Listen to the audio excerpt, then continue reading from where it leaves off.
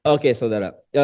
Tema kita hari ini judulnya adalah Rahasia Angka 8 dan Penciptaan Baru. Ini diambil dari Kejadian 17 ayat 10 sampai 13.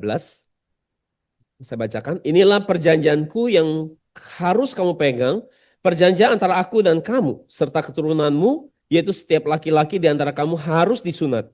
Haruslah dikerat kulit katanmu, dan itulah akan menjadi tanda perjanjian antara aku dan kamu.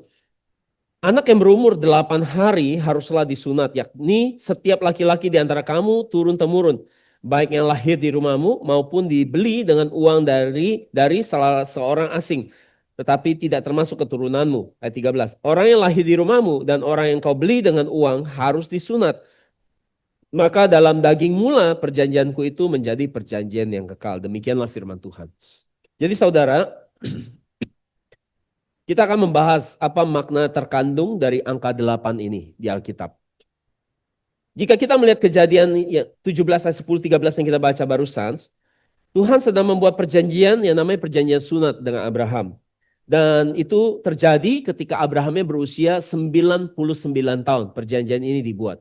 Abraham berumur 99 tahun. Dan Tuhan mengganti, di hari itu ada satu peristiwa, Tuhan mengganti nama Abram menjadi Abraham.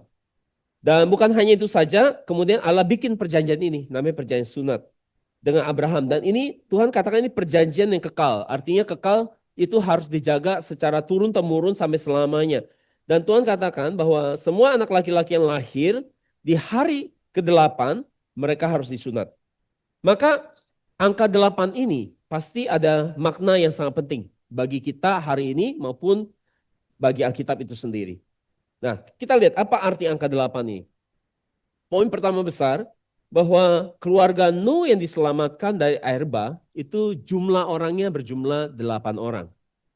Jadi saudara, di saat penghakiman air bah menimpa seluruh dunia, Nuh dan keluarganya hanya 8 orang yang diselamatkan di dalam bahtera. Dan menurut Rasul Petrus di 1 Petrus 3 ayat 18-22, ia katakan makna rohani daripada air bah itu sendiri.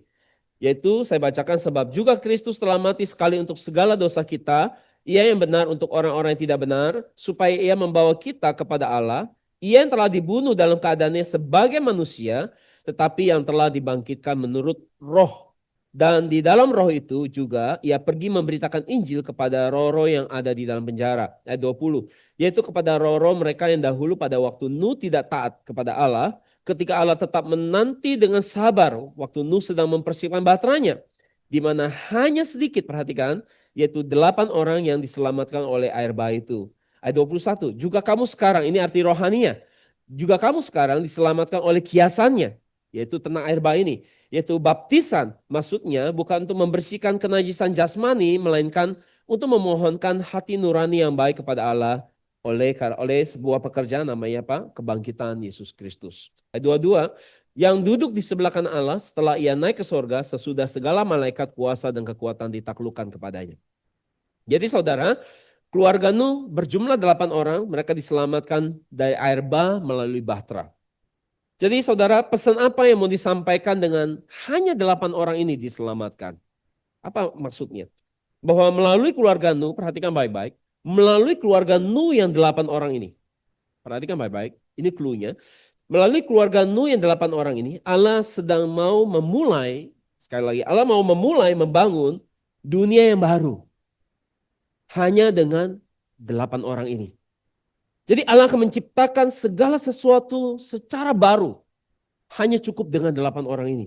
Menurut Rasul Petrus, air yang untuk menghukum dunia ini di zaman sekarang adalah lambang daripada baptisan. Rasul Paulus juga menyaksikan itu. Bahwa gambaran ini adalah bicara baptisan yang sudah kita banyak bahas di kelas Bible Study kita. Jadi di zaman Nuh, air untuk menghukum dunia dan menghapus semua orang jahat di dunia. Dan hari ini, jika air itu adalah lambang daripada baptisan yang ada di Alkitab Perjanjian Baru, maka bagi kita yang dibaptis, yang masuk ke dalam air, bahwa ini adalah simbol bahwa semua dosa kita telah dihapuskan dan dibersihkan melalui baptisan. Itu yang pertama. Yang kedua, saudara, kita lihat sekarang. Apa makna angka 8? Yang kedua, bahwa proses pentabisan imam di Perjanjian Lama membutuhkan waktu 8 hari. Jadi imam di perjanjian lama sebelum mereka ditabiskan, mereka harus yang namanya menjaga diri mereka kudus. Selama berapa hari? Selama 7 hari. Dan pada hari yang ke-8 mereka akan dilantik kemudian ditabiskan secara resmi, secara official. Kalau kita lihat dari sudut pandang perayaan Paskah di Alkitab Perjanjian Lama, di mana imam-imam pertama di Alkitab dari perayaan Paskah, imam yang pertama di Alkitab adalah secara sudut pandang Paskah ya. Imam yang pertama di Alkitab adalah imam besar Harun dan juga anak-anaknya. Jadi setelah mereka merayakan Paskah, Harun dan anak-anaknya laki-laki mereka menjalani yang namanya 7 hari penyucian diri, pemurnian diri. Dan selama masa penyucian dan pemurnian mereka harus tinggal di dalam kemah, tidak boleh keluar dari kemah sama sekali. Dan selama 7 hari itu mereka harus fokus menjalani hidup yang iman yang kudus dan suci. Selama 7 hari. Dan pada hari yang ke-8 mereka secara resmi dilantik, ditabiskan di hadapan seluruh umat. Ini tertulis di Imamat 8 ayat 33-36 saya bacakan. Janganlah kamu pergi dari depan pintu kemah pertemuan selama 7 hari. Betul? Sampai kepada genapnya perayaan pentabisan. Karena perayaan pentabisan akan berlangsung 7 hari lamanya. Seperti yang diperbuat pada hari ini, demikian juga diperintahkan Tuhan, kamu perbuat kelak untuk mengadakan pendamaian bagimu.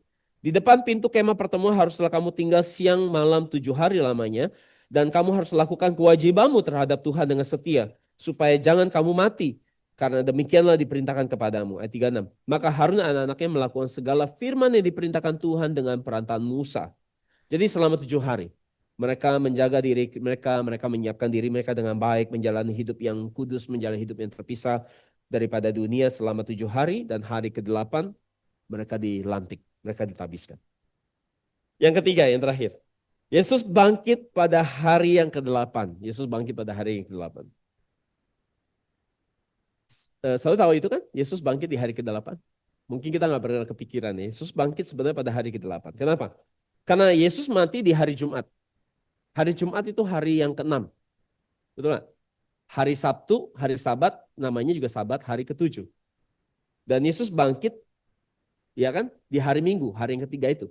Hari Minggu. Maka hari Minggu adalah hari yang ke-8.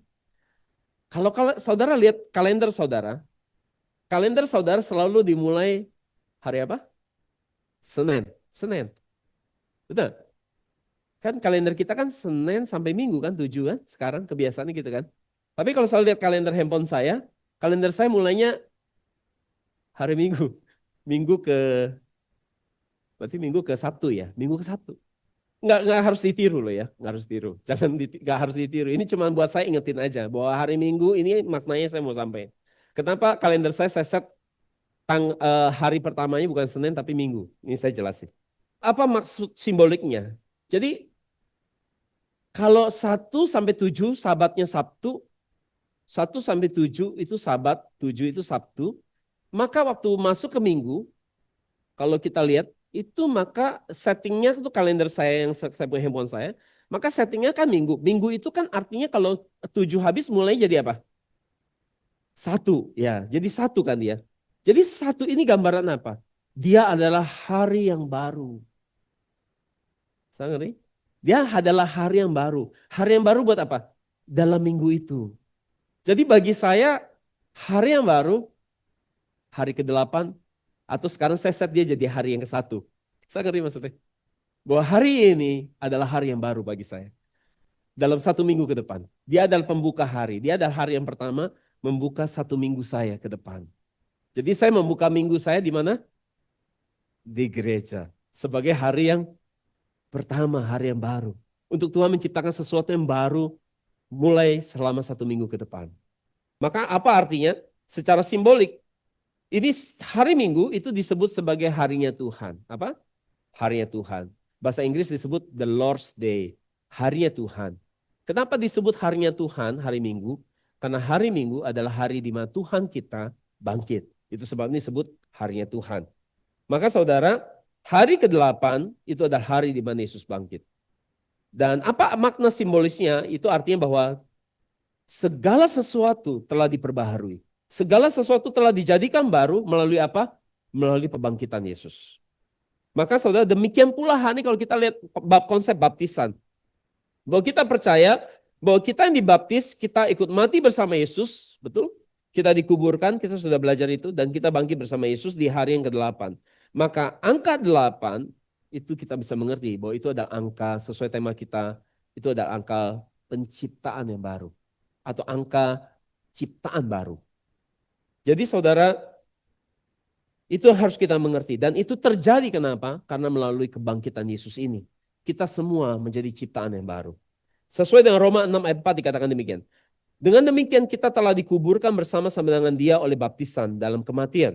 Supaya sama seperti Kristus telah dibangkitkan dari antara orang mati oleh kemuliaan Bapa, demikian juga kita akan apa? Hidup dalam hidup yang baru. Hidup yang baru. Itu sebabnya 8 itu bicara sesuatu yang baru. Jadi saudara, setiap saudara yang sudah dibaptis, saudara akan bangkit bersama Yesus dan menjalani hidup yang namanya hidup yang baru. Bukan hidup yang lama lagi. Maka angka 8 artinya adalah untuk memulai sesuatu yang baru. Dalam 2 Korintus 5:17 dikatakan, jadi siapa ada di dalam Kristus, ia adalah ciptaan baru. Yang lama sudah berlalu, sesungguhnya yang baru sudah datang. Jadi mereka yang dibaptis, semua mereka yang dibaptis telah menjadi ciptaan yang baru. Oleh pekerjaan Yesus mati di atas kayu salib, bangkit pada hari yang ketiga. Pada hari yang ke-8. Jadi karena Yesus bangkit pada di harinya Tuhan hari Minggu, yaitu hari ke-8, itu sebabnya dalam perjanjian baru kita lebih menjaga harinya Tuhan ini, yaitu hari Minggu. Dibanding kita menjaga hari yang ke-7 itu, hari Sabat, yaitu Sabtu. Itu sebabnya kita beribadah di hari Minggu, hari ke-8. Karena ini adalah hari yang baru, penciptaan yang baru. Jadi perjanjian lama mereka memelihara hari Sabat, tetapi di perjanjian baru kita memelihara namanya hari yang Tuhan, hari ke-8, hari Minggu.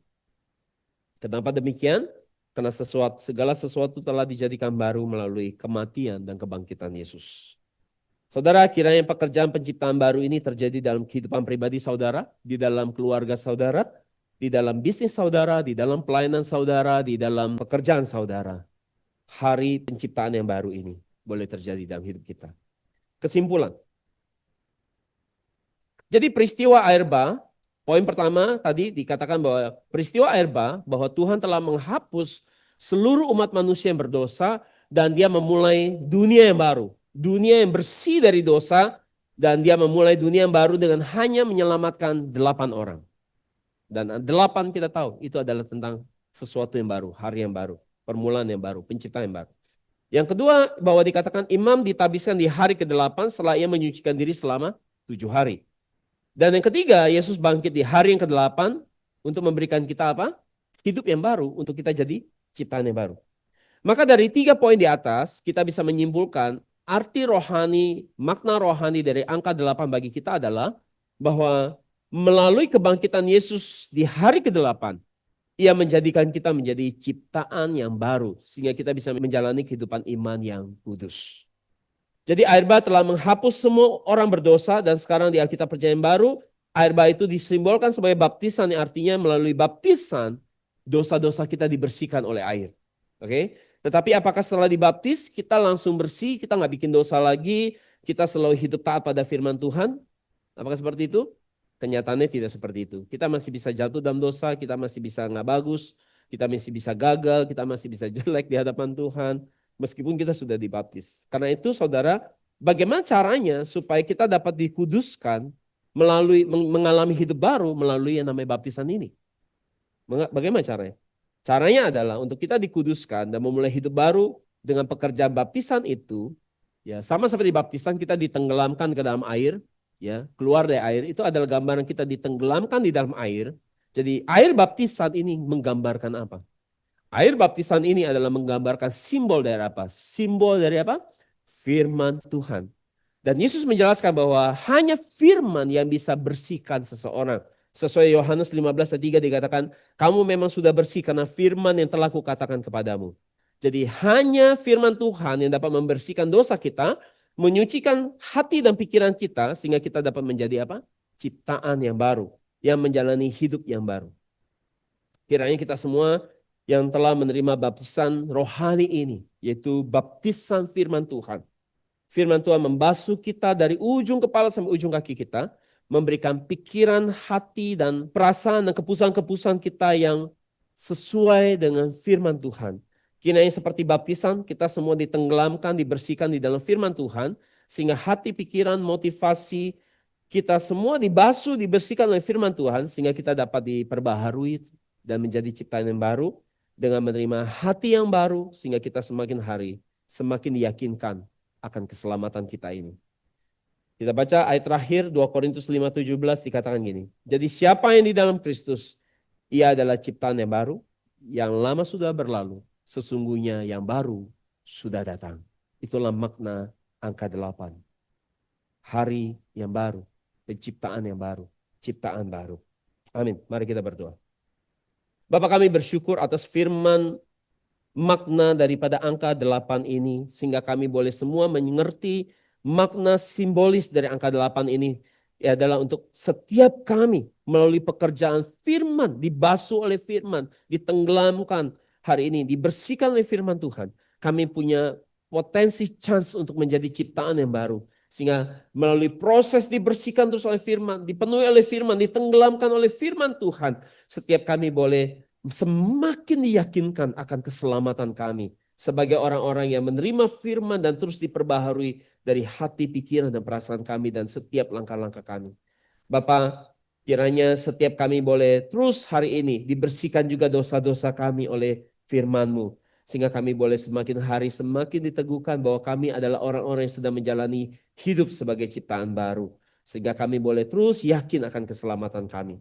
Bapak, juga kami hari ini berdoa buat setiap kami sedang bergumul di dalam hidup kami, di dalam masalah keuangan, di dalam pekerjaan, ataupun kami sedang mengalami kegelapan di dalam rohani. Kiranya kasih karunia Tuhan membuat kami semakin terang kembali, sehingga kami boleh terus menerima kemurahan dan belas kasihan Tuhan, sehingga kami boleh menjadi orang-orang yang terus memastikan bahwa kami telah dipredestinasikan oleh Engkau.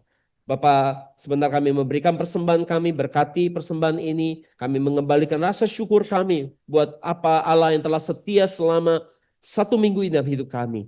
Sehingga kami hari ini membawa persembahan ini, berkati persembahan ini, sehingga Engkau berkenan atas persembahan ini dan nama-Mu semakin dimuliakan.